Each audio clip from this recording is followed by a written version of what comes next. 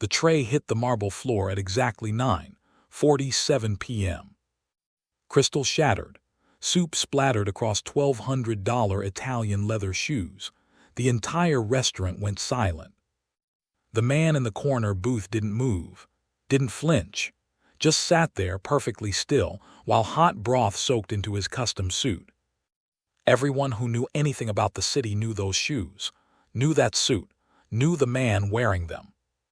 Kang Dae-won, the Ghost of Seoul, the man who'd turned the Korean waterfront from a war zone into the most profitable 50 blocks in the state. The waitress, barely 20, trembling, mascara already running, dropped to her knees. "I'm so sorry," she whispered. "Please, I'm so sorry." Kang raised one hand. The gesture was small, precise. Every man in his booth reached inside their jackets. The girl flinched, waiting for the end. Then Kang spoke. His voice was quiet, almost gentle. "What is your daughter's name?" The restaurant froze, not because of the question, because of what it meant. The waitress looked up, confused. What? "Your daughter." Kang's eyes were dark, unreadable. "The one in the photo you keep in your apron. What is her name?" The girl's hand went instinctively to her pocket. How did he? "Her name," Kang repeated. "Sophie, her name is Sophie." Kang nodded slowly. Then he looked at the mess on the floor, at his ruined shoes, at the girl shaking in front of him. "How old?" "6, she just turned 6. "And where is she right now?" The waitress's face crumpled. "With my neighbor. I work doubles. I can't afford." She stopped herself, realizing she was babbling to a man who could end her life with a nod. Kang was quiet for a long moment. Then he reached into his jacket. The girl flinched again. He pulled out a handkerchief, handed it to her. "Wipe your face," he said. "Then go to the back. Tell your manager you're taking the rest of the night off. Paid." She stared at him. "Go home to your daughter," Kang said, "and tomorrow you will come back here at 8 a.m. There will be a position waiting for you. Day shift. Better pay, weekends off." The girl's mouth opened. No sound came out. Kang's lieutenant, a man with a scar across his jaw, leaned forward. "Boss." "I said," Kang repeated, his voice still soft but carrying an edge that made the air feel thinner, "go home to your daughter." The waitress scrambled to her feet, still clutching the handkerchief, and ran toward the back. Kang looked down at his ruined shoes. $1,200, custom-made in Milan. He took them off, set them on the table. "Donate these," he said to one of his men. "Someone will appreciate them more than I do." Then he stood, walked barefoot through the silent restaurant, and left. What no one in that restaurant knew, what the waitress couldn't have known, was that Kang Dae-won had lost his own daughter 17 years ago. 6 years old, same age as Sophie. Her name had been Jae-woo. And she'd loved purple. 3 hours later, Kang sat in his office above the waterfront, barefoot, staring at a photograph he kept in his desk drawer. A little girl in a purple dress, dark eyes, missing tooth in her smile. His phone rang. He didn't look at the caller ID. "Speak," he said. His advisor, Sung-min, sounded worried. "We have a situation. The Antonelli family. They're moving product through our territory again. They know the rules." "Handle it." "Boss, they grabbed one of our couriers. A kid, 19. They're saying it's a message." Kang closed the drawer. "What kind of message?" "The kind that requires a response." Kang was quiet. "Then where?" "The old garment district. Warehouse 12. They're not even hiding it. They want us to know." "How many?" "At least 8, maybe more." Kang stood up, walked to the window. The city stretched out below him, lights reflecting off rain-slicked streets. "Send everyone," he said. "No mercy for men who make children into messages." "Boss, we don't know if." "Send everyone." The call ended. Kang reached into his desk and pulled out something else. A small purple ribbon, faded now, 17 years of holding it will do that. Jaiwoo used to wear it in her hair. The day she was taken, she'd been wearing it. They'd found her 3 days later, too late. Kang had built an empire on the ashes of that grief, had become something cold and precise and feared, had promised himself he would never let another innocent pay for the sins of men like him. He put the ribbon back, closed the drawer. Then he went to war. The convoy rolled through the garment district at midnight. 5 black SUVs, windows tinted, moving in perfect formation. Kang sat in the middle vehicle, watching the streets pass. Sungmin sat across from him, checking his weapon. "The kid's name is T," Sungmin said quietly. "Just started with us last month, running errands, nothing serious. Wrong place, wrong time." "Does he have family?" Kang asked. "A sister, 8 years old. Parents died last year. He was working to keep them both fed." Kang's jaw tightened. "Where is she now?" "Safe house. We pulled her an hour ago." "Good." The warehouse loomed ahead. Old brick, broken windows, the kind of place the city forgot about decades ago. The convoy stopped half a block away. Kang stepped out. No bulletproof vest, no unnecessary armor, just a suit and the kind of calm that came from knowing exactly how this would end. 12 men followed him. Each one had been with him for at least 5 years. Each one knew the code: never harm the innocent, never break your word, never let disrespect stand. They approached the warehouse in silence.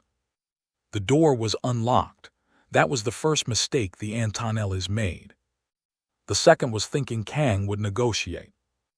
Inside, the space opened into a vast concrete floor, rusted machinery, old shipping containers, and in the center, under a single flickering light, a chair. T was tied to it, bloodied but breathing, conscious. 8 men surrounded him, all armed, all wearing the kind of casual cruelty that came from never facing consequences. The one in front, tall, buzz-cut, neck tattoo, smiled when Kang entered. "The ghost," he said, "didn't think you'd actually show." Kang stopped 10 feet away. His men fanned out behind him, weapons ready but not raised. "You have something of mine," Kang said. "Had to get your attention somehow." The man, his name was Dino, Kang remembered, gestured to T. "Your boy here was in the wrong place. We figured, why waste the opportunity? Let him go." Dino laughed. "See, that's not how this works. Your people have been pushing back on our deliveries, interfering with business. We need to send a message." "Consider it sent," Kang said. "Now let him go." "Or what?" Dino pulled out a gun, pressed it to T's head. "You came here with 12 guys. We've got 20 in this building. You're outnumbered." Kang smiled. It wasn't a warm expression. 23. He corrected. "You have 23 men in this building, 3 on the roof, 4 watching the exits, 8 here, 8 more in the containers."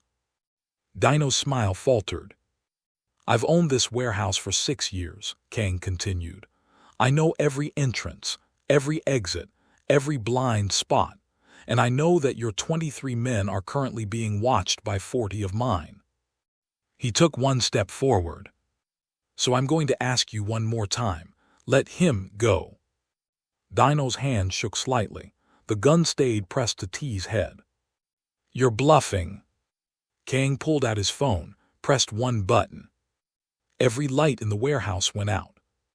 In the darkness, someone screamed. Gunshots, shouting, the sound of bodies hitting concrete. Kang didn't move, just stood there counting to 10 in his head. When the lights came back on, Dino was on his knees. His gun was gone. Blood ran from his nose. Kang's men had moved like smoke. Every Antonelli soldier was on the ground, disarmed, breathing but broken. Kang walked forward, stopped in front of Dino, and knelt down to eye level. "You put a gun to a 19-year-old's head," Kang said quietly. "A boy who was just trying to feed his sister. You made him into a message." "Please." "I don't accept that message." Kang stood up, nodded to Sungmin. Sung-min cut T loose. The boy stumbled, nearly fell. One of Kang's men caught him. "Get him medical attention," Kang said. "Then take him to his sister. Make sure they have everything they need." "Yes, boss." Kang looked back at Dino. "The Antonelli family has 24 hours to leave this city. All operations, all territory, all presence. If I see any of you after midnight tomorrow, I won't be this merciful." "Merciful?" Dino spat blood. "You call this?" "You're alive," Kang interrupted. "That's more mercy than you showed that boy. Be grateful." He turned and walked out. Behind him, Sung-min finished the job, not with bullets, with a phone call to the Antonelli boss, the kind of call that ended empires. Outside, Kang breathed in the cold night air. Rain had started falling, the kind of light drizzle that made the city feel cleaner than it was. T was being loaded into one of the SUVs, medical team already working on him. The boy looked up, caught Kang's eye. "Thank you," he said, his voice cracked. I thought I was dead." Kang walked over, knelt down so they were at eye level. "What's your sister's name?" he asked. "Hana." "And what's her favorite thing?" T blinked, surprised by the question. She loves books, fantasy stories, dragons and stuff." Kang nodded. "Sung-min." "Yes, boss." "Tomorrow, I want a library delivered to their apartment. Every fantasy book you can find. Make it a collection worth keeping." Sung-min smiled. "Yes, boss." Kang looked back at T. "You take care of your sister, and you don't run errands in dangerous territories anymore. Understood?" "Yes, sir." "Good." Kang stood. "Now go home." The SUV pulled away. Sung-min approached, wiping rain from his face. "The Antonellis are already packing. Word spreads fast." "Good." "Boss, can I ask you something?" Kang looked at him. "The waitress, the kid, that ribbon you keep in your desk." Sung-min hesitated. "You're not usually this visible about it."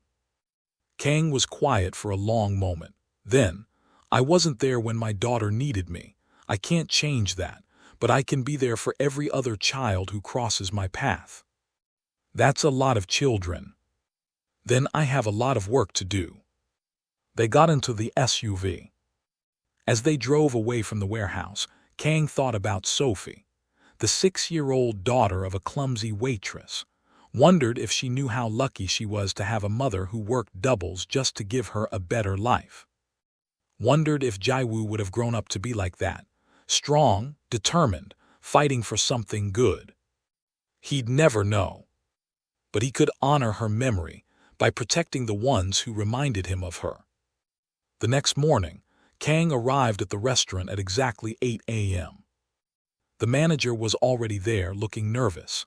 The waitress, her name was Claire, he'd learned, stood near the counter, eyes red from crying. When she saw Kang, she started to shake again. "I came like you said, but I don't understand."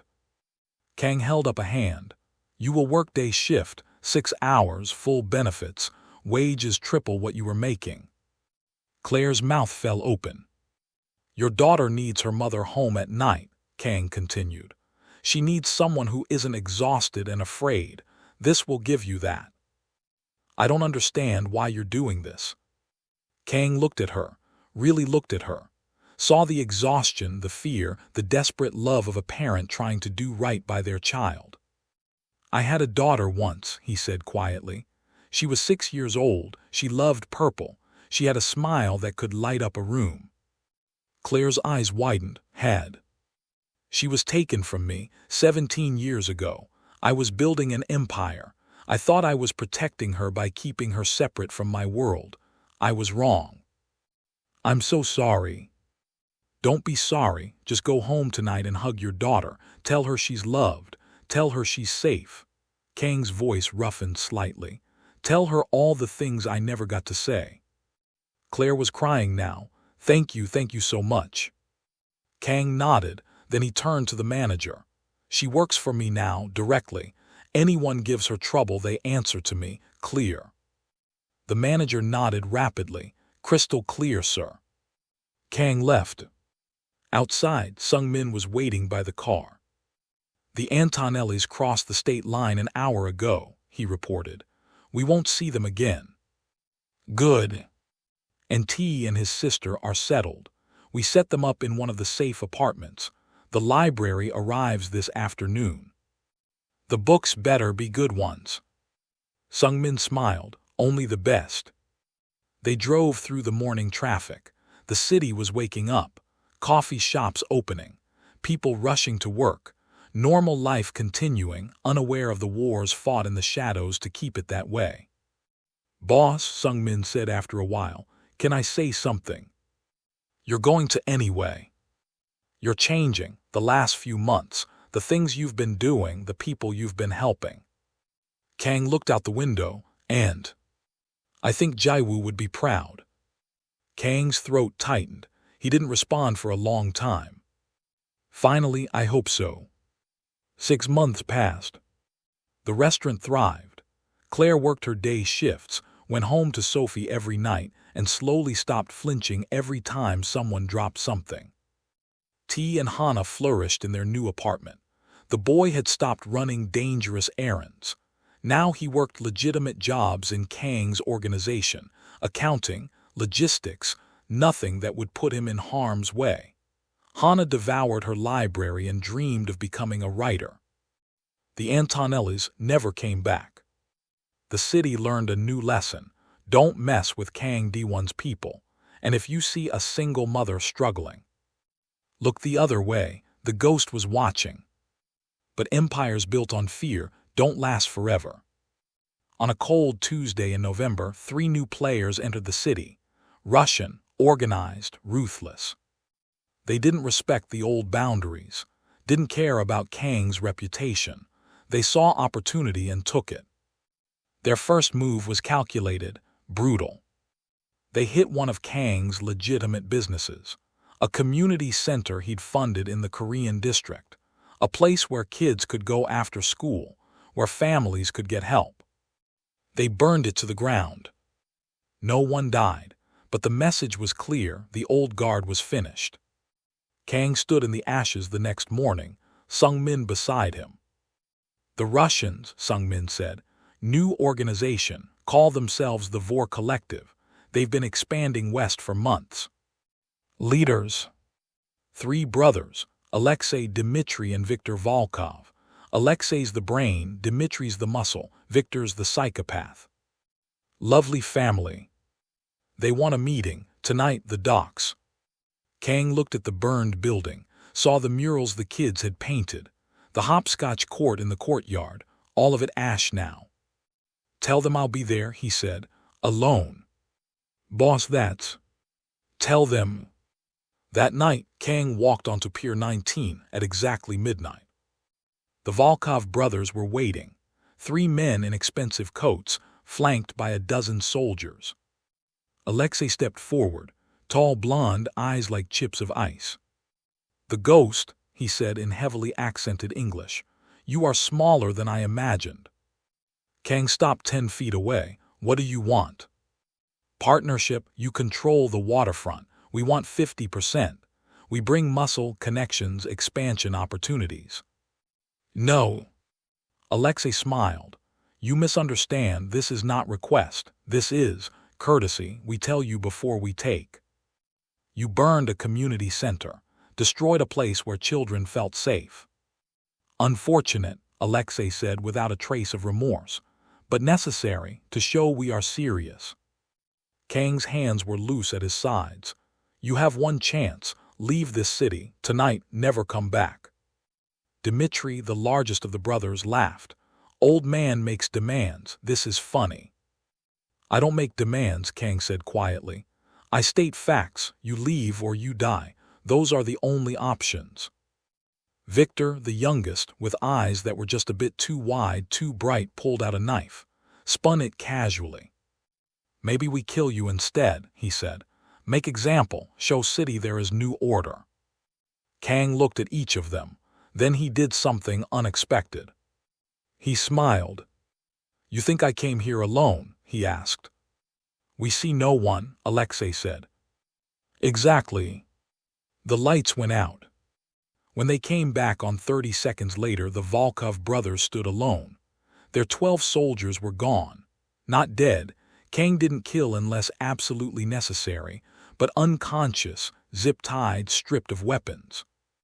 40 of Kang's men emerged from the shadows, from shipping containers, from beneath the pier, from the water itself. Alexei's face went pale. Kang walked forward, stopped a foot from the Russian. I've been doing this since before you were born, Kang said quietly.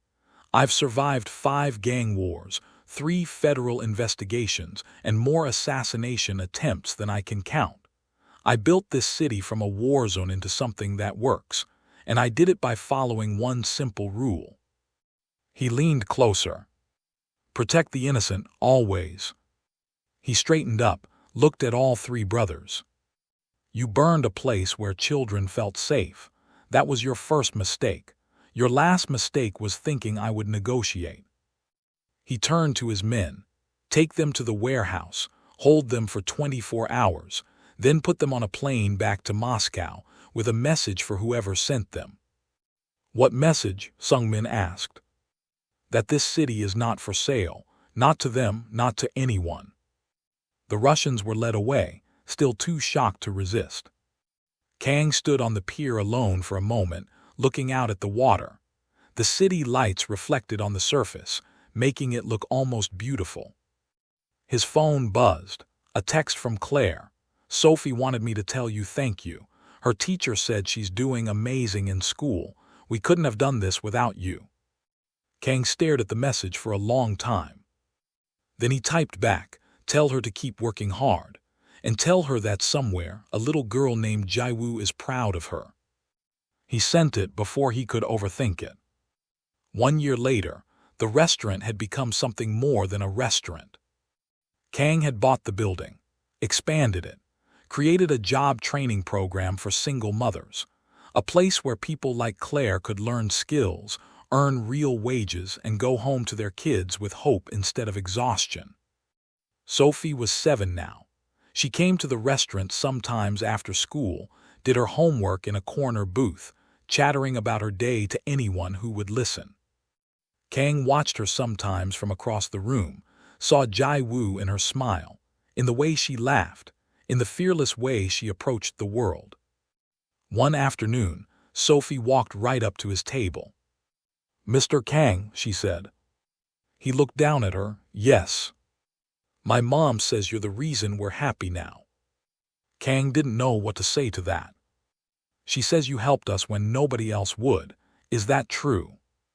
Your mother works very hard, Kang said carefully. I just gave her an opportunity. Sophie considered this.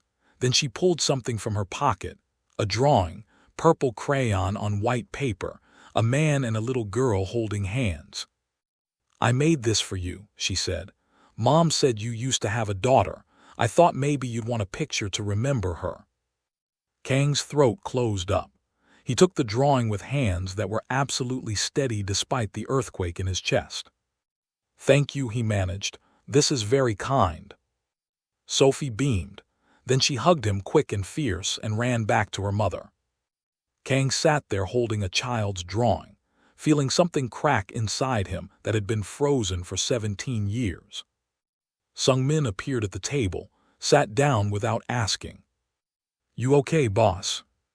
Kang carefully folded the drawing, put it in his jacket pocket right over his heart. Yeah, he said, I think I am. That night in his office, Kang opened his desk drawer, took out Jaiwoo's photograph, the purple ribbon. He placed Sophie's drawing next to them. I couldn't save you, he said to the photograph, his daughter's frozen smile. But I'm saving everyone I can, every scared kid, every desperate parent, every person the world forgot about. He touched the photograph gently.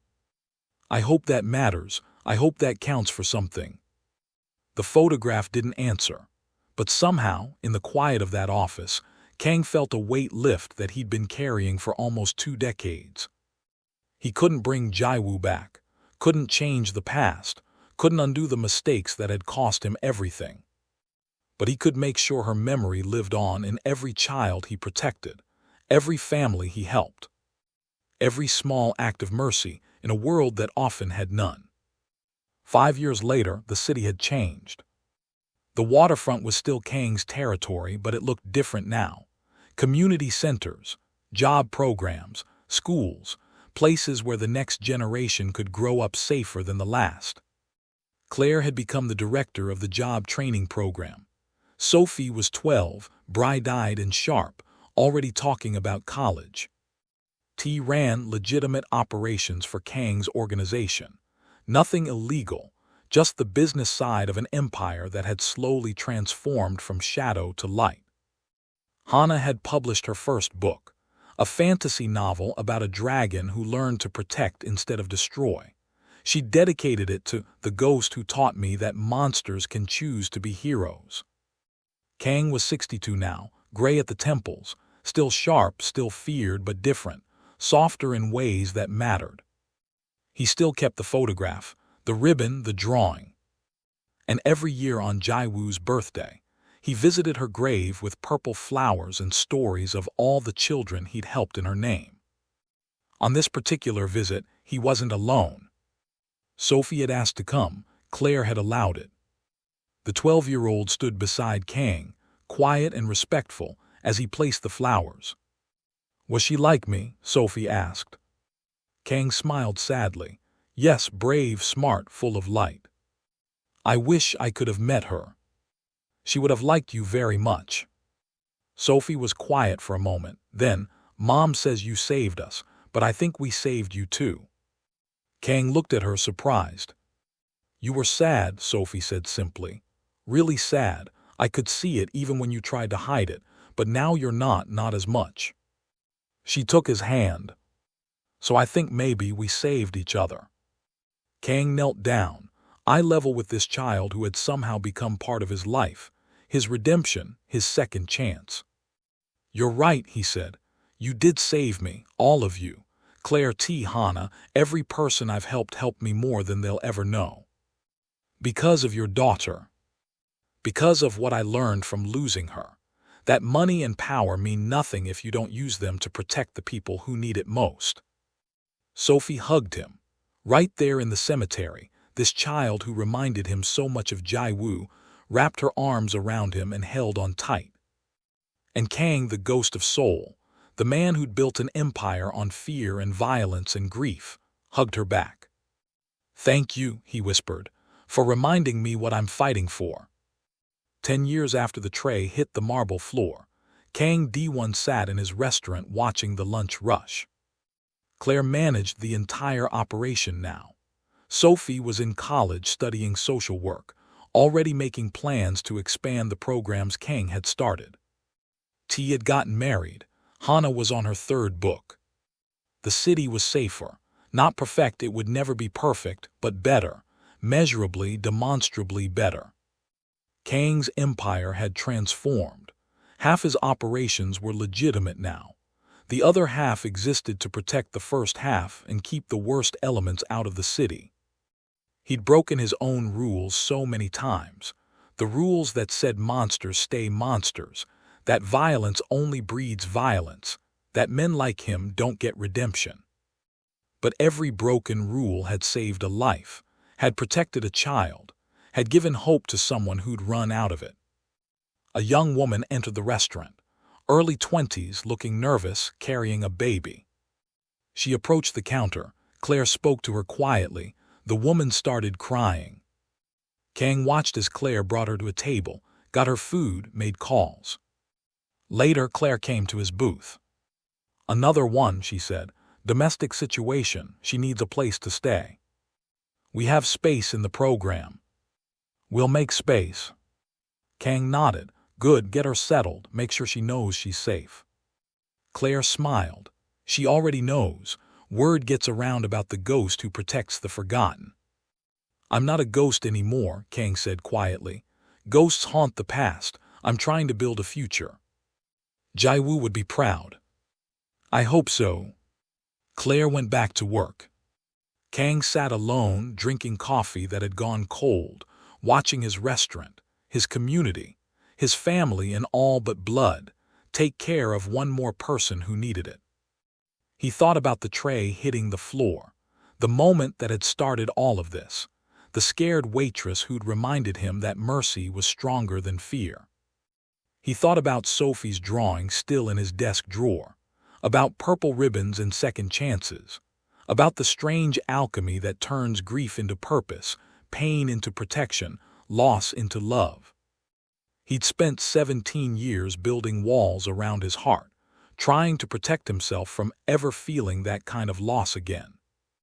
It took a clumsy waitress and her 6-year-old daughter to show him that walls don't protect you, they just make the world smaller. The real protection, the real strength, came from opening those walls, from letting people in, from using your power not to dominate but to shelter, from choosing, every single day, to be something other than the monster the world expected. Kang pulled out his phone, looked at his screensaver, the photograph of Jae-woo, but next to it now, a recent picture of Sophie, Claire, T, and Hana, his chosen family, his redemption. "I couldn't save you," he said softly to Jae-woo's image, "but I saved them, and they saved me. I hope that's enough. I hope that makes you proud." Somewhere in his heart, in the place where grief had lived for so long, he felt something shift. Not disappear, it would never disappear, but transform into something gentler, something that felt almost like peace. The lunch rush continued. Claire laughed at something a customer said. The young mother with the baby ate her first real meal in days, safe for the first time in months. And Kang Dae-won, the Ghost of Seoul, the monster who chose to become a protector, the father who lost everything and found a way to keep giving, sat in his corner booth and watched his small corner of the world continue to heal. One dropped tray at a time. One frightened waitress at a time. One saved child at a time. The world wasn't perfect. It never would be, but it was better than it was yesterday. And tomorrow, with work, it would be better still. That was enough. That had to be enough. And somehow, finally, it was.